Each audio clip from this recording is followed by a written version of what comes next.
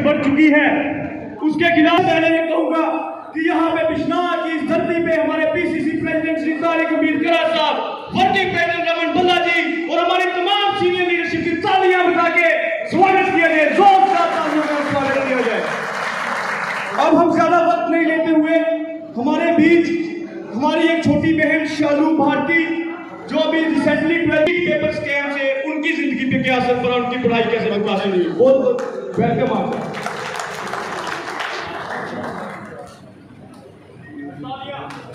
सुप्रभात, मेरा नाम शालू भारती है और मेरी 12th अभी कंप्लीट हुई है। मेरी 11th और 12th में मेडिकल एंड नॉन मेडिकल दोनों सब्जेक्ट्स थे, क्योंकि आप लोगों को पता है मोस्ट ऑफ द स्टूडेंट्स जिनका मेडिकल सब्जेक्ट होता है उनका एक ही ड्रीम है, दैट इज डॉक्टर बनना, दैट इज नीट की परीक्षा देना। और क्योंकि मेरे दोनों सब्जेक्ट थे medical and non medical, so I thought क्यों ना मैं नीट और जेईई दोनों ही दे दूं, मे बी मैं किसी में क्लियर कर जाऊं। 11th में जब मैं आई तो मैंने दोनों सब्जेक्ट्स को चूज किया। मैंने 11th और 12th से स्टार्ट की थी पढ़ाई, परीक्षा हो रही थी 2026 में, वो लीक हो चुकी है। एंड आप मान ही सकते जितने भी बच्चे उस समय पर मेरे साथ नीट की परीक्षा की तैयारी कर रहे थे, सबकी हिम्मत टूट गई। लिटरली आपको बताया कि नीट में जितने भी स्टूडेंट्स एग्जाम देते हैं, most of them are from middle class people. ये बच्चों के पास कोई ऑप्शन नहीं बचता सुसाइड करने के अलावा, ये उनको पूरी तरह से तोड़ देता है। इस सिस्टम ने हमारे साथ साथ हमारे माँ बाप के भी सपनों को कुचला है। इसी के साथ इस करप्ट सिस्टम के खिलाफ आवाज उठाएं, या तो आप हमेशा के लिए आप और अपनी आने वाली जनरेशन को इस गवर्नमेंट के हवाले करें, ताकि वो आपके साथ साथ आपके फ्यूचर जनरेशन के साथ भी ऐसा करें। धन्यवाद, आप सबका दिन अच्छा हो। बहुत बहुत धन्यवाद, हमारी बहन ने बहुत ही अच्छा बोला। अब हम अगले का स्वागत करें। सबको मेरा प्रणाम, सबको मेरा प्रणाम। मेरा नाम कन्हैया चौधरी है, मैं गाँव बादलपुर से आता हूँ। मैंने 11th में पीसीएम भी रखी थी ये सोच के कि मैं नीट और जेईई दोनों का पेपर दूंगा और उसमें मेहनत करके अच्छे नंबर लाऊंगा। लेकिन जब मैं 11th में गया 2025 का नीट का पेपर देखा, उसका पैटर्न ही चेंज हो गया। वो उन्होंने फिजिक्स के पेपर बिल्कुल एडवांस लेवल कर दिया था जेईई लेवल। मैंने 12th में जाके अपनी बायो ड्रॉप कर दी और सिर्फ मैथ के साथ गया और जेईई पढ़ी। दोस्तों, अब थोड़े दिन पहले मेरे एक दोस्त का फ़ोन आया था, उसने मुझे सिर्फ एक सवाल किया, कहता भाई अगर मेहनत करने के बाद भी अगर सिस्टम से पेपर लीक हो जाए तो उसमें मेरी क्या गलती है। मैं थोड़ी देर तक चुप रहा, क्योंकि इस सवाल का जवाब मेरे पास भी नहीं था।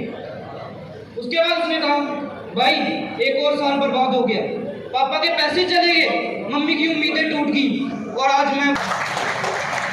अकाउंटेबिलिटी सिर्फ एक इंग्लिश वर्ड नहीं है, अकाउंटेबिलिटी उस हर बच्चे का हक है जिसने पेपर दिया, तो उसका पूरा करियर खत्म कर देते हैं।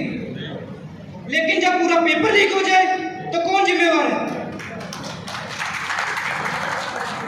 किसी ने जवाब दिया, किसी ने इस्तीफा दिया, किसी ने जिम्मेदारी ली। जब तक इस देश में कोई जिम्मेदारी तय नहीं करेगा तब तक ये पेपर लीक होना बंद नहीं होंगे। ये नीट पेपर लीक इश्यू एक नॉर्मल इशू नहीं है, ये पूरे देश का इशू है, ये पूरे देश के फ्यूचर का इशू है, ये हर उस बच्चे का इशू है जो दिन रात मेहनत करता है बस इस उम्मीद में कि हम आगे बढ़ेंगे, आगे कुछ करेंगे। जितने भी बैठे हैं, कितनों ने इधर फॉर्म का वेट कर रहे हैं, कितने ने फॉर्म भरे हैं इधर, कितनों ने दिन रात मेहनत करी है सिर्फ उस गवर्नमेंट जॉब को लेने के लिए। दोस्तों, ये सिर्फ हम फिर उम्मीदें रखते हैं जब हमें पता लगता है कि यार फिर से एग्जाम कैंसिल हो गया, यार सिस्टम और एक ट्रांसपेरेंट सिस्टम जो अकाउंटेबिलिटी होल्ड करता हो। दोस्तों, याद रखिए, कुछ बदलने के लिए हमें आवाज उठानी पड़ती है। अगर हम सवाल पूछेंगे तो उन्हें जवाब देना पड़ेगा। अगर हम लगातार उनके सामने एकजुट होकर खड़े रहेंगे तो सिस्टम को झुकना पड़ेगा। बहुत बढ़िया, हमारे कन्हैया भाई ने बहुत अच्छी बात बोली, उन्होंने अकाउंटेबिलिटी की बात करी। जो कि पिछले जब से ये पेपर लीक हुआ है तो फरियाद किससे की जाएगी। अगली कड़ी में हम यहाँ सभी को मेरा नमस्कार। और सबसे पहले तो कांग्रेस का और राहुल गांधी का थैंक यू कि उन्होंने हम लोगों को एक प्लेटफॉर्म दिया जहाँ पे हम लोग अपने बातें जो भी जो हम लोग फेस कर रहे हैं वो खुल के बता सकें। सबसे पहले तो उनका बहुत बहुत शुक्रिया। और मैं थोड़ा पर्सनली अपनी चीज़ों को यहाँ पे रखना चाहूँगी। मैं पिछले 3 सालों से गवर्नमेंट एग्ज़ाम्स की प्रिपरेशन कर रही हूँ। मैंने SSC एग्ज़ाम का प्रीलिम्स पिछले साल दिया था और 0.3 मार्क्स से मेरा प्रीलिम्स